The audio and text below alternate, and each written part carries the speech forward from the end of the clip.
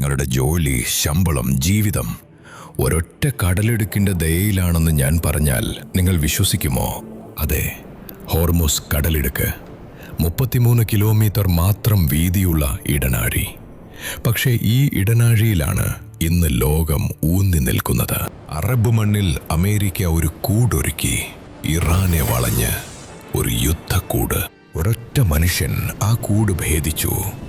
ആ മനുഷ്യൻ ഇന്ന് ലോകത്തെ ഭരിക്കുന്നു. അദ്ദേഹം ഈ കടലിടുക്കടച്ചാൽ നിങ്ങളുടെ ജോലി, ശമ്പളം, കുടുംബമെല്ലാം ഒരൊറ്റ രാത്രിയിൽ നാം അവശേഷമാവും. ഇതാണ് ആ കഥ. The straight of Hormuz. ഇറാനും ഒമാനുമിടയിൽ ഒരൊറ്റ ഇടനാഴി, 33 കിലോമീറ്റർ. ഇത്രയേ ഉള്ളൂ. ഓരോ ദിവസവും 2 കോടി ബാരൽ എണ്ണ ഈ ഒരൊറ്റ ഇടനാഴിലൂടെ വേണം കടന്നു പോകാൻ. ലോകത്തിലെ മൊത്തം എണ്ണ ഉൽപാദനത്തിന്റെ 1/5 ഈ 33 കിലോമീറ്ററിൽ ഇന്ന് കുടുങ്ങിക്കിടക്കുന്നത്. Saudi Arabia, UAE, Qatar, Kuwait, Bahrain, ഇവരുടെ എല്ലാം എണ്ണ ഇതുവഴി പോകണം. വേറെ വഴിയില്ല. ഗൾഫ് പ്രവാസികൾ ഇതൊന്നോർക്കൂ. നിങ്ങൾ കേരളത്തിലേക്ക് അയക്കുന്ന ഓരോ രൂപയും ഈ 33 കിലോമീറ്റർ അടഞ്ഞാൽ മരവിക്കും. ആ ഇടനാഴിയുടെ വീതി വെറും 33 കിലോമീറ്റർ. ഇന്ന് ലോകത്തിലെ തന്നെ ഏറ്റവും വിലയേറിയ ജലപാത. ആ ഇടനാഴിക്ക് ചുറ്റും നാവിക മൈനുകൾ, മിസൈൽ ബാറ്ററികൾ, ഇറാന്റെ കോട്ടകൾ. അമേരിക്കയുടെ 5ാം നൗകാതലം 24 മണിക്കൂറും അവിടെ തമ്പടിച്ചിരിക്കുന്നു. ദൗത്യമൊന്നു മാത്രം: ഹോർമുസ് തുറന്നു നിർത്തുക. ഇറാൻ ഈ യുദ്ധം നടത്തുന്നത് വലിയ യുദ്ധക്കപ്പലുകൾ ഉപയോഗിച്ചല്ല, മറിച്ച് ചെറിയ സ്പീഡ് ബോട്ടുകൾ ഉപയോഗിച്ചാണ്. വേഗതയേറിയതും പ്രവചനാതീതവും അവഗണിക്കാൻ കഴിയാത്തതുമാണിവ. അമേരിക്ക അയച്ച ഓരോ കപ്പലും, അവർ നിർമ്മിച്ച ഓരോ താവളവും, അവർ സൃഷ്ടിച്ച എല്ലാ ഭീഷണിയും, ഇറാൻ ഇതിനെല്ലാം ഒരു ഉത്തരമുണ്ട്. ഒരു വശത്ത് ലോകത്തെ ജീവനോടെ നിലനിർത്തുന്ന ഇന്ധനം, മറുവശത്ത് ലോകം കണ്ടിട്ടുള്ളതിൽ വെച്ച് ഏറ്റവും കടുത്ത ഏറ്റുമുട്ടൽ. ഇത് ഹോർമൂസാണ്. എന്നാൽ ഈ കഥ ഇന്ന് ആരംഭിച്ചതല്ല. ഈ കടലിടുക്കിന് ഒരു ഭൂതകാലമുണ്ട്. ആഴമേറിയതും അക്രമാസക്തവും സങ്കീർണവുമായ ഒരു ഭൂതകാലം. ആ ഭൂതകാലം നിങ്ങൾ അറിയുന്നതുവരെ ഇവിടെ എന്താണ് സംഭവിക്കുന്നതെന്ന് നിങ്ങൾക്കൊരിക്കലും മനസ്സിലാകില്ല.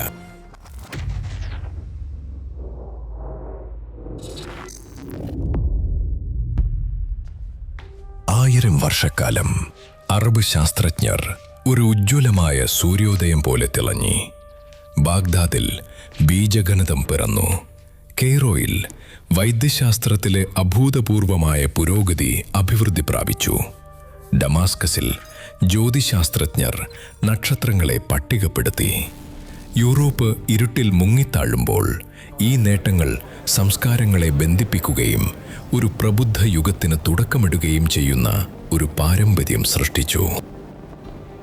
പിന്നീട് യൂറോപ്പിന്റെ ഹൃദയഭാഗത്ത് ഒരു വിപ്ലവകരമായ യന്ത്രമുയർന്നു വന്നു: അച്ചടി യന്ത്രം. ഓരോ പുസ്തകവും കൈകൊണ്ട് തയ്യാറാക്കാൻ കഠിനാധ്വാനം ചെയ്ത മാസങ്ങൾ കഴിഞ്ഞു. ഈ കണ്ടുപിടുത്തത്തോടെ വിലകൾ വെട്ടിക്കുറയ്ക്കുകയും വീടുകളിൽ അറിവ് നിറയ്ക്കുകയും ചെയ്തുകൊണ്ട് 100 കോപ്പികൾ ഒരേ സമയം മുളച്ചു വരാൻ കഴിഞ്ഞു. ആദ്യമായി സ്ത്രീകൾ ആകാംക്ഷയോടെ പേജുകൾ മറിച്ചു. ഗലീലിയോ, ന്യൂട്ടൺ, എഡിസൺ തുടങ്ങിയ ഭാവിയിലെ പ്രതിഭകളുടെ മനസ്സിൽ അവരുടെ ജിജ്ഞാസ ഒരു തീപ്പൊരി ജ്വലിപ്പിച്ചു. ലിഖിതവാക്കിൻ്റെ ശക്തിയാൽ രൂപാന്തരപ്പെട്ട ഒരു പുതിയ പ്രബുദ്ധതയുടെ യുഗത്തിലേക്ക് യൂറോപ്പ് കുതിച്ചു. എന്നാൽ അച്ചടിയന്ത്രം ഒട്ടോമൻ സാമ്രാജ്യത്തിലേക്ക് എത്തിയപ്പോൾ പണ്ഡിതന്മാർ അത് നിഷിദ്ധം എന്ന് പ്രഖ്യാപിച്ചു.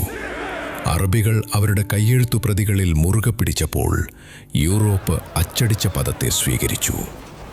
അറബികൾ വാളുകളിലും കുതിരകളിലും ആശ്രയിച്ചു. അതേസമയം യൂറോപ്യന്മാർ ഫാക്ടറികൾ നിർമ്മിച്ചും ആധുനിക തോക്കുകൾ നിർമ്മിച്ചും മുന്നേറി. ലോകം മാറിക്കൊണ്ടിരുന്നു. പക്ഷേ ഭൂതകാലം അവരെ പിന്നോട്ടു പിടിച്ചു. 1-ാം ലോകമഹായുദ്ധത്തിന് ശേഷം ഓട്ടോമൻ സാമ്രാജ്യം തകർന്നു. ഒരു കേക്ക് മുറിക്കുന്ന പോലെ അറബ് ദേശങ്ങളിലൂടെ ബ്രിട്ടൻ ഒരു ഭൂപടവും പേനയും പിടിച്ചെത്തി. Iraq, Syria, Saudi Arabia, Kuwait മേഖല നിയന്ത്രിക്കാൻ പുതിയ അതിർത്തികൾ വരച്ചു. അവരുടെ പിടി ഉറപ്പാക്കാൻ ബ്രിട്ടൻ ഓരോ രാജ്യത്തും സൈനിക താവളങ്ങൾ സ്ഥാപിച്ചു. ഇന്നും മിഡിൽ ഈസ്റ്റിനെ രൂപപ്പെടുത്തുന്ന ഒരു പാരമ്പര്യം. ബ്രിട്ടൻ ഒരു കൗശലപൂർവമായ കളി കളിച്ചു. ഒരു സാധാരണ അറബി ഒരിക്കലും ഒരു ഇംഗ്ലീഷുകാരനെ തങ്ങളുടെ ഭരണാധികാരിയായി അംഗീകരിക്കില്ലെന്ന് അവർക്കറിയാമായിരുന്നു. അതിനാൽ അവർ പാവരാജാക്കന്മാരെ പ്രതിഷ്ഠിച്ചു. മുഖത്ത് പുഞ്ചിരി, പക്ഷേ ലണ്ടന്റെ കൈകളിൽ ചരടുകൾ. നിങ്ങൾ റോഡുകളും ഗംഭീരമായ കെട്ടിടങ്ങളും നിർമ്മിക്കുന്നു, അവർ രാജാക്കന്മാരെ ഉപദേശിച്ചു. പക്ഷേ ഞങ്ങൾ സൈന്യത്തെയും ഞങ്ങളുടെ താവളങ്ങളെയും നിയന്ത്രിക്കുന്നു. രാജാക്കന്മാർ അവരുടെ ജനങ്ങളുടെ മുന്നിൽ ഉയർന്നു നിന്നു. പക്ഷേ തിരശീലയ്ക്ക് പിന്നിൽ യഥാർത്ഥത്തിൽ വെടിയുതിർത്തത് ബ്രിട്ടനാണ്. അധികാരത്തിൻ്റെ മിഥ്യാധാരണ കൂടുതൽ ആഴത്തിലുള്ള ഒരു സത്യത്തെ മറച്ചുവെച്ചു. ഒരിക്കലും യഥാർത്ഥത്തിൽ അവരുടേതല്ലാത്തൊരു രാജ്യത്ത് ചരടുകൾ വലിക്കുന്ന ഒരു സാമ്രാജ്യം. ഓട്ടോമൻ സാമ്രാജ്യത്തിൻ്റെ പതനത്തിന് ശേഷമുള്ള പ്രക്ഷുബ്ധമായ കാലഘട്ടത്തിൽ പേർഷ്യ ബ്രിട്ടീഷ് നിയന്ത്രണത്തിലായി.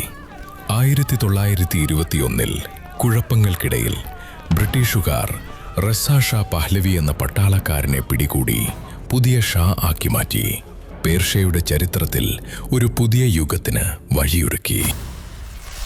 ബ്രിട്ടൻ ഒരു രാജാവിനെ ഉണ്ടാക്കി. ആ രാജാവ് ഒരു മകനെ ഉണ്ടാക്കി. ആ മകൻ ഇറാനെ തകർക്കാൻ തുടങ്ങി. പക്ഷെ ഇറാൻ ഉറങ്ങുകയായിരുന്നില്ല, ഉണരാൻ കാത്തിരിക്കുകയായിരുന്നു. 1941 കോലാഹലങ്ങളിൽ രണ്ടാം ലോകമഹായുദ്ധം പൊട്ടിപ്പുറപ്പെട്ടപ്പോൾ ഇറാൻ ഭീമന്മാർക്കിടയിൽ കുടുങ്ങി. ഒരു കാലത്ത് കരുത്തുറ്റ വ്യക്തിയായിരുന്ന റസാ ഷാ ഹിറ്റ്ലറുമായി ഒരു അസ്വസ്ഥജനകമായ സഖ്യം കെട്ടിപ്പടുത്തു. എന്നാൽ ഐക്യം നീണ്ടുനിന്നില്ല. ബ്രിട്ടീഷുകാരും സോവിയറ്റുകളും ഇറാനിൽ അധികാരം പിടിച്ചെടുത്തു. രാജവാഴ്ചയെ അട്ടിമറിച്ചു. യുദ്ധത്തിൻ്റെ അരാജകത്വത്തിൻ്റെ നിഴലിൽ ഒരു പുതിയ യുഗം ആരംഭിച്ചു. നിങ്ങളുടെ മകൻ ഇപ്പോൾ നയിക്കും, ബ്രിട്ടൻ ഉത്തരവിട്ടു. 22 വയസ്സുള്ള മുഹമ്മദ് റസാ ഷാ പഹ്ലവിയെ പ്രക്ഷുബ്ധമായ ഒരു രാജ്യത്തിൻ്റെ നേതാവായി അവതരിപ്പിച്ചു. തന്നെ കാത്തിരിക്കുന്ന വലിയ വെല്ലുവിളികളെക്കുറിച്ചറിയാതെ ഒരു യുവ ഭരണാധികാരി തൻ്റെ പിതാവിൻ്റെ ഭരണത്തിൻ്റെ ചാരത്തിനിടയിൽ ഉയർന്നു വന്നു. പ്രക്ഷുബ്ധമായ ഒരു കാലഘട്ടത്തിൽ പാശ്ചാത്യ ലോകത്തിൻ്റെ ആകർഷണത്തിൽ ആകൃഷ്ടനായി ഒരു പുതിയ ഷാ ഇറാനിൽ സിംഹാസനത്തിൽ കയറി. അദ്ദേഹം തൻ്റെ ജനങ്ങളോട് ധൈര്യത്തോടെ പ്രഖ്യാപിച്ചു, ആധുനികത സ്വീകരിക്കുക, പാരമ്പര്യം ഉപേക്ഷിക്കൂ എന്ന ശക്തമായ ഉത്തരവോടെ ഹിജാബ് വലിച്ചെറിഞ്ഞു. മതപാഠശാലകൾ അടച്ചുപൂട്ടി, വിമതരെ നിശബ്ദരാക്കി. നിശാ ക്ലബ്ബുകൾ ജീവൻ തുടിച്ചു. മദ്യം സ്വതന്ത്രമായി ഒഴുകി. ഇറാനെ ലോകത്തിലെ ഏറ്റവും വലിയ മദ്യ കയറ്റുമതിക്കാരാക്കി മാറ്റി. ഷാ പടിഞ്ഞാറോട്ട് ഓരോ ചുവടുവയ്പും എടുക്കുമ്പോൾ അദ്ദേഹത്തിനും അദ്ദേഹത്തിൻ്റെ ജനങ്ങൾക്കുമിടയിലുള്ള വിടവ് വർദ്ധിച്ചു. ശൂന്യമായ മരുഭൂമിയിലെ പ്രതിധ്വനികൾ പോലെ അവരുടെ ശബ്ദങ്ങൾ അകലത്തിലേക്ക് മങ്ങി. വെല്ലുവിളികൾ ഉയർന്നതായിരുന്നു. സംസ്കാരങ്ങളുടെ ഏറ്റുമുട്ടൽ ഉയർന്നു വന്നു. ഒരു രാജ്യത്തിൻ്റെ വിധി തുലാസിലായി.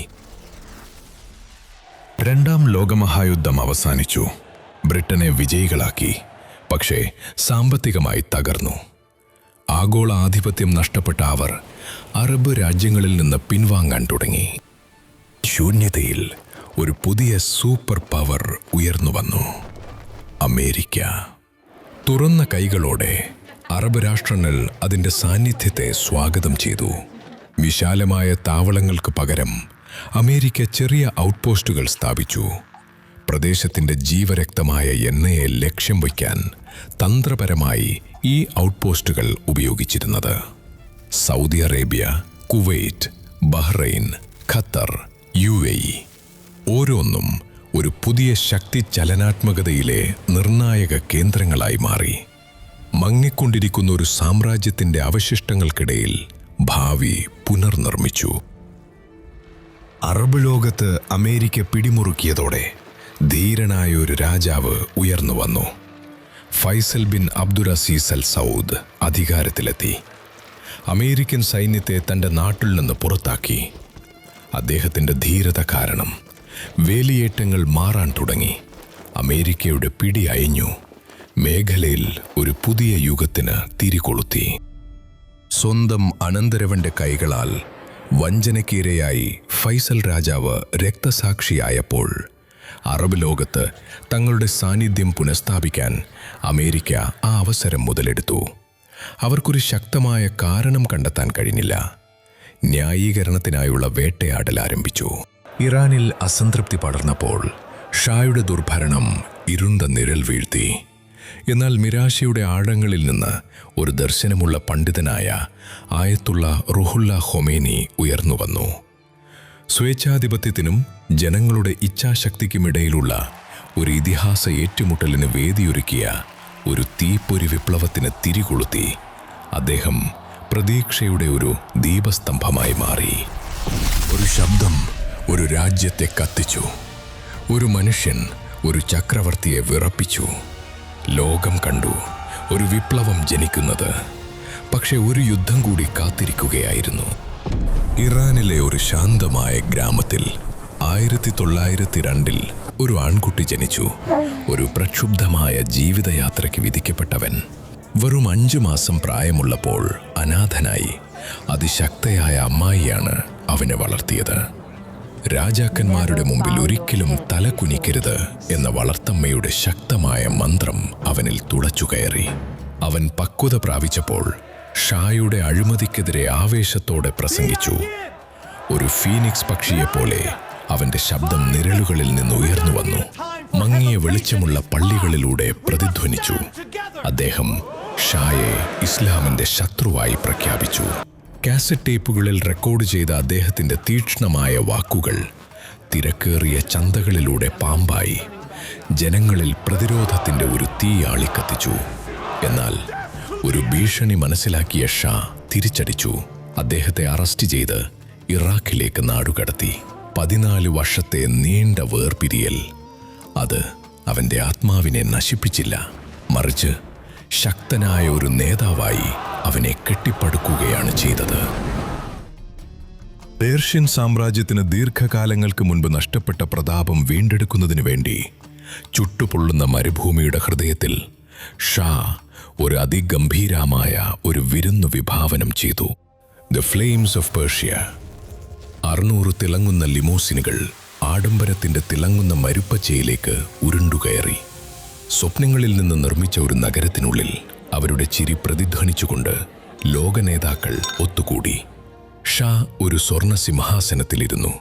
ഒരു സ്വർണ്ണപാത്രത്തിൽ നിന്ന് ആ വിരുന്നിൽ മുഴുകി.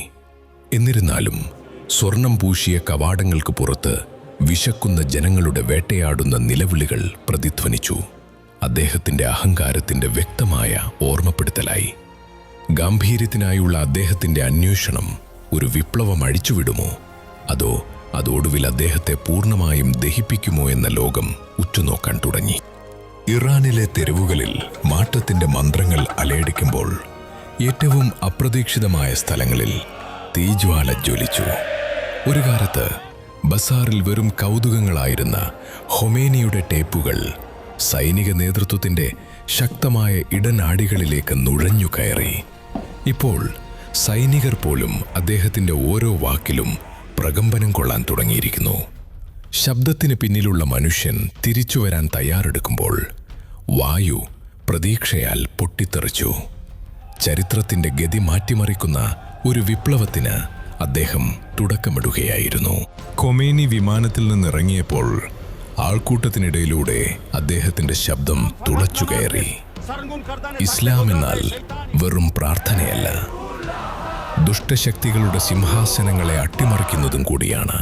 ദിവസങ്ങൾക്കുള്ളിൽ അദ്ദേഹത്തിന്റെ ഉത്സാഹഭരിതരായ വിദ്യാർത്ഥികൾ സ്ഥിതിഗതികൾ നാടകീയമായി വഷളാക്കി ടെഹ്റാനിലെ അമേരിക്കൻ എംബസിയിലേക്ക് ഇരച്ചുകയറി. 52 അമേരിക്കക്കാരെ പിടികൂടി 444 ദിവസത്തേക്ക് ബന്ദികളാക്കി. അമേരിക്കയ്ക്ക് മരണം എന്ന നിലവിളി ഒരു യുദ്ധവിളി പോലെ തെരുവുകളിൽ പ്രതിധ്വനിച്ചു. ലോകം ശ്വാസമടക്കിപ്പിടിച്ച നിമിഷങ്ങൾ. ഈ ധീരമായ വെല്ലുവിളിയോട് അമേരിക്ക എങ്ങനെ പ്രതികരിക്കും? ഇറാനുമായി നേരിട്ടുള്ള ഏറ്റുമുട്ടൽ ആഗോള പ്രത്യാഘാതങ്ങൾക്ക് കാരണമാകും. പക്ഷേ യുദ്ധത്തിനായി ഒരു പകരക്കാരനെ ഉപയോഗിക്കുന്നതിനെക്കുറിച്ചുള്ള മന്ത്രിപ്പുകൾ പിരിമുറുക്കത്തിന് തിരികൊളുത്തി.